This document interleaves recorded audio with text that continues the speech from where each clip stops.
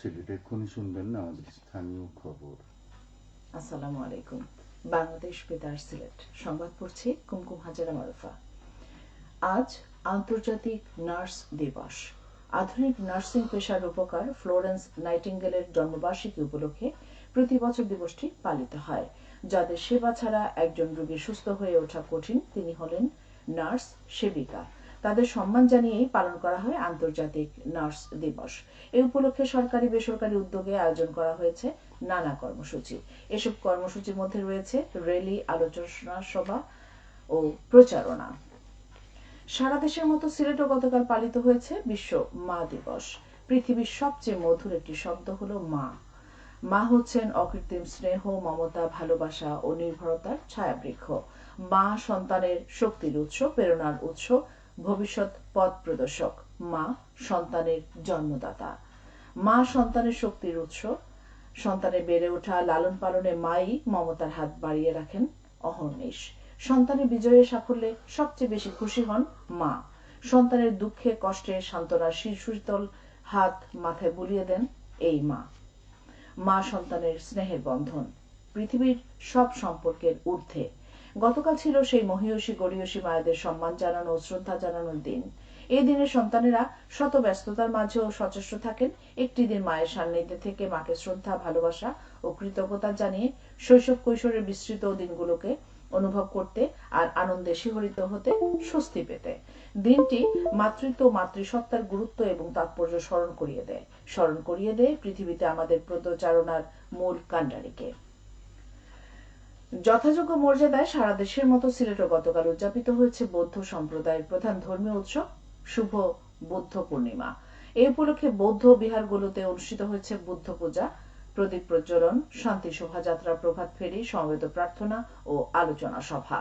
বৌদ্ধ ধর্ম মতে ২৫০০ বছর আগে এই দিনে মহামতি গৌতম বুদ্ধ আবির্ভূত হয়েছিলেন। তার জন্ম, বুদ্ধিলাভ ও মহাপ্রয়াণ বৈশাখী পূর্ণিমার দিনে হয়েছিল বলে এর নাম দেওয়া হয় বুদ্ধ পূর্ণিমা। জগতের সব প্রাণী সুখী হোক, এই অহিংস বাণীর প্রচারক গৌতম বুদ্ধের আবির্ভাব, বোধিপ্রাপ্তি আর মহাপরিনির্বাণ এই স্মৃতি বিজড়িত দিনটিকে বৌদ্ধ পূর্ণিমা হিসেবে পালন করেন বৌদ্ধ ভক্তরা। বুদ্ধ পূর্ণিমা উপলক্ষে গতকাল দুপুরে নগরের আলোচনা সভা ও শান্তি শোভাযাত্রা আয়োজন করা হয়। মুসলিম সাহিত্য সংসদে আলোচনা সভা শেষে শোভাযাত্রাটি মহানগরের বিভিন্ন সড়ক প্রদক্ষিণ করে। এ সময় বাংলাদেশ সহ পুরো বিশ্বের শান্তি ও মঙ্গল কামনা করা হয়। এদিকে সিলেট বৌদ্ধ বিহারে দিনব্যাপী নানা আয়োজনের মধ্য দিয়ে উদযাপন করা হয়েছে বুদ্ধ পূর্ণিমা। গতকাল সকাল থেকে শুরু হওয়া এই অনুষ্ঠানে শতাধিক বৌদ্ধ ধর্মাবলম্বীরা অংশগ্রহণ করেন। অনুষ্ঠানে প্রধান অতিথি হিসেবে উপস্থিত ছিলেন সিলেটের বিভাগীয় কমিশনার খান মোহাম্মদ রেজাউন নবী। তিনি বলেন, আজকের পৃথিবীতে বুদ্ধের অহিংসতার বার্তা সবচেয়ে বেশি প্রাসঙ্গিক। সামাজিক শান্তি ও সহাবস্থানের জন্য আমাদের বুদ্ধের মানবতাবাদী দর্শন অনুসরণ করা উচিত। দিনব্যাপী আয়োজনে শিশুদের চিত্রাঙ্কন প্রতিযোগিতা, বুদ্ধের জীবন ও শিক্ষা বিষয়ক আলোচনা সভা এবং বিশেষ ভিক্ষু ধর্মদেশনা অনুষ্ঠিত হয়। অনুষ্ঠানে বিশেষ অতিথির বক্তব্য রাখেন সিলেটের অতিরিক্ত জেলা প্রশাসক সার্বিক মোহাম্মদ আনোয়ারুজ্জামান। প্রাথমিক শিক্ষার মান উন্নয়নের পাশাপাশি সবার জন্য প্রাথমিক শিক্ষা নিশ্চিত করার লক্ষ্যে দেশে শুরু হয়েছে জাতীয় প্রাথমিক শিক্ষা সপ্তাহ। এবারে প্রতিপাদ্য হচ্ছে মানসম্মত শিক্ষা নিশ্চিত করে বৈষম্যমুক্ত বাংলাদেশ করি। এই উপলক্ষে অনুষ্ঠিত হয়েছে নানা কর্মসূচি। এর মধ্যে ছিল সচেতনতামূলক র্যালি, আলোচনা সভা, শিক্ষার্থীদের জন্য সৃজনশীল নানা বিষয় প্রতিযোগিতা এবং শিক্ষাক্ষেত্রে অবদান রাখার জন্য পুরস্কার প্রদান। হবিগঞ্জের মাধবপুরে জাতীয় প্রাথমিক শিক্ষা সপ্তাহ উপলক্ষে আলোচনা সভা, পুরস্কার বিতরণ, সাংস্কৃতিক অনুষ্ঠানের আয়োজন করা হয়েছে। উপজেলা শিক্ষা অফিস এর আয়োজন করে।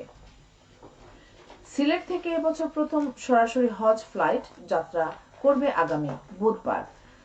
৪১৯ জন হজ যাত্রী নিয়ে ফ্লাইটটি ওসমানী আন্তর্জাতিক বিমানবন্দর থেকে সৌদি আরবের মদিনার উদ্দেশ্যে যাত্রা করবে। এবছর সিলেট থেকে ৫টি ফ্লাইটে সরাসরি ২,০৯৫ জন হজ যাত্রী সৌদি আরব যাবেন। বাকি ৪টি ফ্লাইট ২৩, ২৫, ২৬ ও ২৯ মে সিলেট জেদ্দা রুটে পরিচালিত হবে। মৌলভীবাজারের জুড়ি উপজেলার শাহনীমাত্রা সাগরনাল ফুলতলা ডিগ্রি কলেজের প্রশাসনিক ও একাডেমিক ভবনের নির্মাণ কাজ এগিয়ে চলছে। এতে ব্যয় হচ্ছে প্রায় ৩,৮০,০০,০০০ টাকা। ৩ তলা ভিত বিশিষ্ট প্রশাসনিক ভবনের ১ তলা এবং 5 তলা বিশিষ্ট একাডেমিক ভবনের 3 তলা ভবন দুটির 60% কাজ ইতিমধ্যে শেষ হয়েছে। শিক্ষা প্রকৌশল অধিদপ্তর তা বাস্তবায়ন করছে। অগ্নিকাণ্ডে 4টি দোকান ক্ষতিগ্রস্ত হয়েছে সিলেট নগরের চৌকিদিঘি এলাকায়। গতকাল ভোরে এই অগ্নিকাণ্ডের ঘটনা ঘটে। অগ্নিকাণ্ডে কেউ আহত হননি। ধারণা করা হচ্ছে বৈদ্যুতিক শর্ট সার্কিট থেকে আগুনের সূত্রপাত হয়েছে। অগ্নিকাণ্ডে ক্ষয়ক্ষতির পরিমাণ আনুমানিক 30 লাখ টাকা।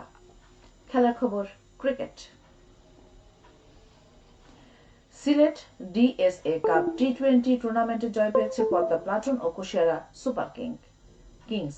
জেলা স্টেডিয়ামে দিনের প্রথম ম্যাচে পদ্মা প্লাটুন 6 রানে মেঘনা সুপার জায়ান্টকে পরাজিত করে।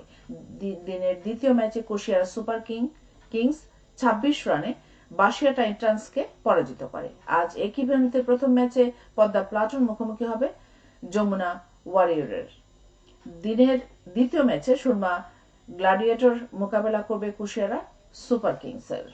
সবশেষে আবহাওয়া।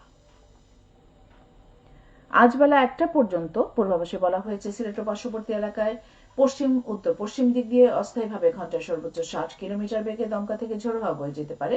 সেই সঙ্গে হতে পারে বৃষ্টি অথবা বজ্রসহ বৃষ্টিপাত।